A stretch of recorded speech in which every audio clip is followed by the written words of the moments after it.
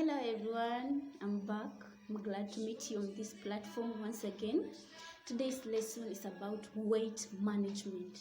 Specifically, we are talking about overweight and obesity. I'll start by giving you a few statistics. The WHO 2020 report shows that 38 million children under the age of 5 years are overweight, and 1.9 billion adults above the age of 18 years are either overweight or obese, and specifically 650 million adults are obese. In Kenya, for instance, a developing country, the CDC 2018 report showed that the prevalence of overweight was 20.5% and that of obesity was 9.1%. The report showed that women are more likely to suffer of overweight and obesity compared to men. The report also showed that the people in urban setups are more prone to overweight than those in rural setups. Also, the people with the higher socioeconomic status are more prone to overweight and obesity compared to those with a lower socioeconomic status. What are the dangers of being overweight or obese? Overweight or obesity do not have direct impact on your health. However, they are risk factors to a group of diseases collectively known as metabolic syndromes. These are diseases that come as a result of difficulty of the body to break down substances or to build up substances. Examples of these diseases include diabetes type 2, hypertension, coronary heart disease, hyperlipidemia, thrombosis, among others. If I was to do random research here and ask you to tell me if you know of anybody who is either diabetic or hypertension, I'm sure you have somebody in your family or a close friend or a neighbor or someone that you know that is either hypertensive or diabetic. Ladies and gentlemen, this issue is going to bring a bigger trouble to the general population if it goes unattended to. But before we look at how we can manage it, we need to know how can one tell he is overweight or obese. There are so many ways to tell, but I'm gonna give you one that is simple that you can apply at home. The waist circumference. I will demonstrate. Follow keenly. Wow. This is the hip bone and this is the rib cage. Between this hip bone and this rib cage, there is a thin line that comes across the navel and goes the whole circumference of the body. That is your waistline. For today, we are going to assume this is my tape measure. But for you to know your waist circumference, find the real tape measure, the ones the tailors use. This is the tape measure for today. This is the mark 0 of the tape measure. Put it here around the navel and then bring this other side of the tape measure until it touches here. Do not make it tight like this and don't make it loose. Let it just be fitting, just like that, and not the place where they are meeting. Then read that mark. This becomes your waist circumference.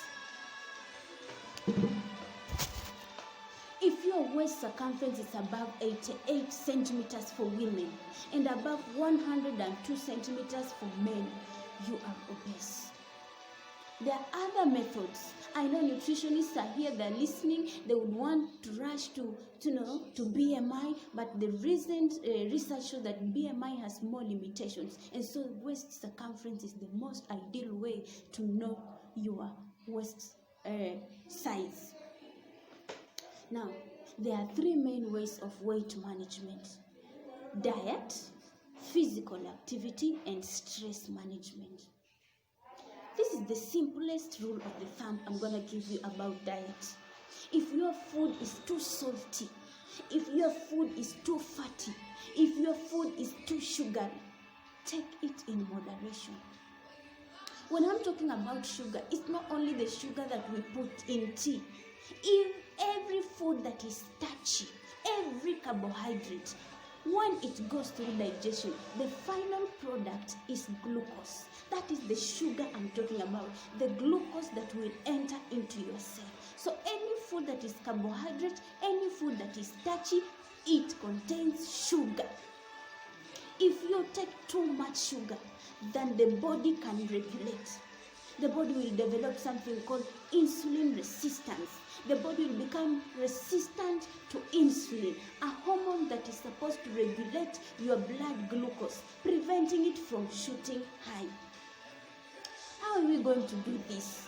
Take foods that are whole grain, foods that are fiber rich, because fiber makes you full, so you will not take in too much. And fiber also has something called low glycemic index. The rate at which sugar is extracted from foods that are rich in fiber is relatively lower compared to refined food. Go for these natural indigenous foods. For example, take plenty of vegetables, take plenty of fruits, take whole fiber foods, whole grain food. Take your maize to the grinding mill. Let them grind with the seed coat. This one that they have removed the seed coat is what I'm calling refined, for example. Do whole grain foods, whole fiber foods. They're the ones that their sugar level will be extracted at a relatively lower level. And therefore the insulin can effectively work on it, regulating your blood glucose. So if your food is sugary or too much of carbohydrate, too much of salts, too much of fats, take it in moderation. Avoid too much junk foods. These things of chips, smoky burgers, take them in moderation. Salty food, processed foods have too much salt because salt is used as a preservative. Avoid or reduce the intake of processed food. Another thing, physical activity. Make sure the physical activity is convenient for you, is enjoyable.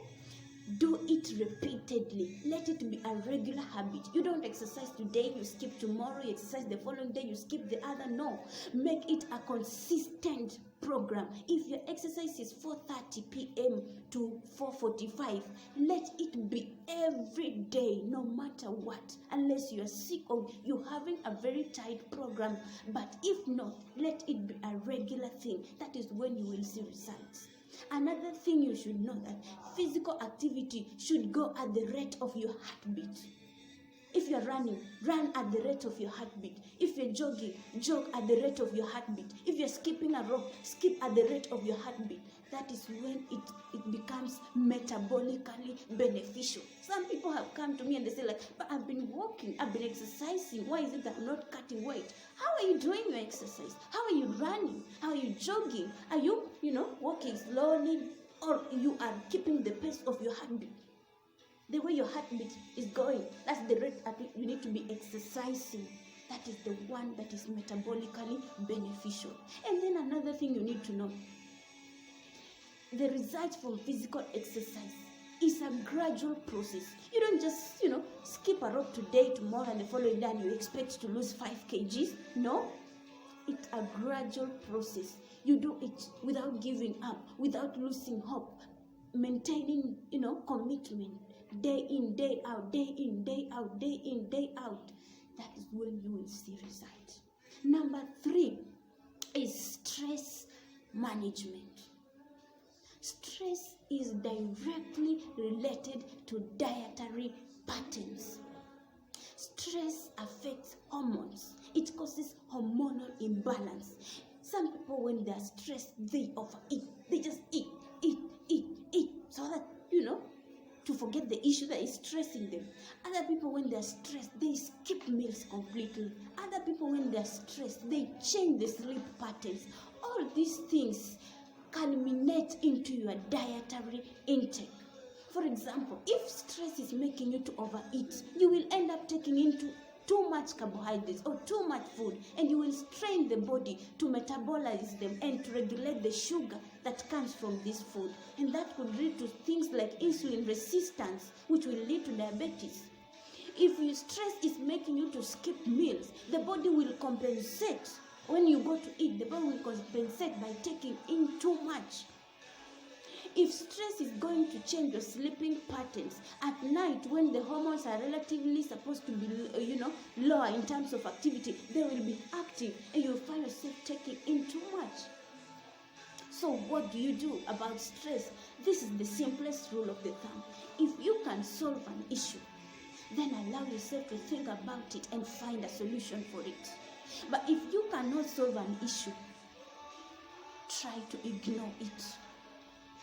Because if you think about it over and over and you're not solving it, it is just going to harm you. Ladies and gentlemen, take these 3 points seriously. Stress management, physical activity, and diet. Something I didn't mention about diet. When you take in too much fats, for instance, fats cause the blood, fats accumulate along the body organs, along the tissues, along the blood vessels. They make the blood vessels get narrower and narrower, and blood has to be pumped at a very high pressure, and that is how hypertension resides in. If you take in too much salt solidified forms insoluble complexes around the organs, around the tissues, around the blood vessels. It makes the blood vessel thicker, harder, narrower, and so the blood has to be pumped at a high pressure. If you're going to take in too much sugars, I've already told you the body will become resistant to insulin. Insulin will no longer be able to regulate the glucose, and therefore the glucose levels will shoot high, and that is how diabetes type 2 will set in. Ladies and gentlemen, this is the general approach. However, if you are there, you're listening to this clip, and you are having a specific health concern that is stemming from overweight or obesity or any dietary intake, you can hit me on inbox, or you can comment, or you can ask a question, and then I will give you a more specific dietary approach that is customized to your condition. But this is the general approach I want us to embrace. Be mindful of what you are eating. We are moving away from that kind of habit where we're just eating anything. We are moving away from that. We are transitioning from that. We're getting to a point of, what am I eating? What does it have? How is it going to benefit me? What are the side effects that could beget me if I eat this thing? That should be the question you are asking yourself. You should be asking yourself when you are on the shelves of the supermarket buying food. That is the question you should be asking yourself when you are preparing the food. That should be the question you'll be asking yourself when you are serving yourself food. Ask yourself that question. What am I eating? What does it contain? How will it benefit me? What are the side effects? When you start asking yourself that question, you will not just eat anything. You will be very specific with your food. You'll be very specific with your dietary habits. When you start asking yourself about the physical activity you're doing, and your consistency and your commitment and the pace, when you start asking yourself, how am I going to handle this stress? How is it going to affect me? Then you are on the road to weight management. Thank you for your time. Shalom.